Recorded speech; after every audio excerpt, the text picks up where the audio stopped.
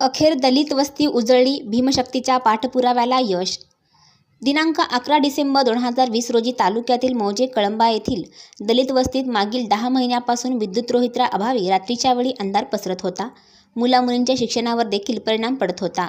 बौद्ध बांधवांनी अनेकदा तोंडी तक्रार देऊन देखील प्रशासन झोपेचं सोंग घेत होतं.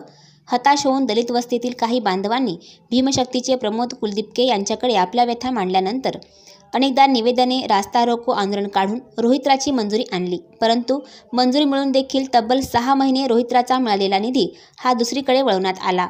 परंतु उपकार्यकारी अभियंता वसमत यांना वेळोवेळी धारेवर धरून कळंब येथील दलित वस्तीतील अखेर रोहित्र मिळवले. गावातील सर्व नागरिकांनी भीमशक्तीचे कौतुक करून रोहित्राचे उद्घाटन केले. त्याप्रसंगी भीमशक्ती युवा तालुका अध्यक्ष प्रमोद कुलदिपके, सम्राट मित्र मंडळ अध्यक्ष सागरदादा दिपके, संतोष गायकवाड, राहुल वाळवंटे, आकाश मस्के, रतन वंजारे, गोविंद वंजारे, श्रीपत लोडे, अच्युत अंबोरे, रमेश वाळवंटे, मोहन वंजारे, साहेबराव शिंदे, यशवंत वंजारे आदी मान्यवर उपस्थित होते. सहसंपादक इलाही मुलानी. जो काही रोहित्र मंजूर झालं होतं त्या रोहित्राचंच आज या ठिकाणी आपण या मंगलदिनी उद्घाटन करणार आहोत.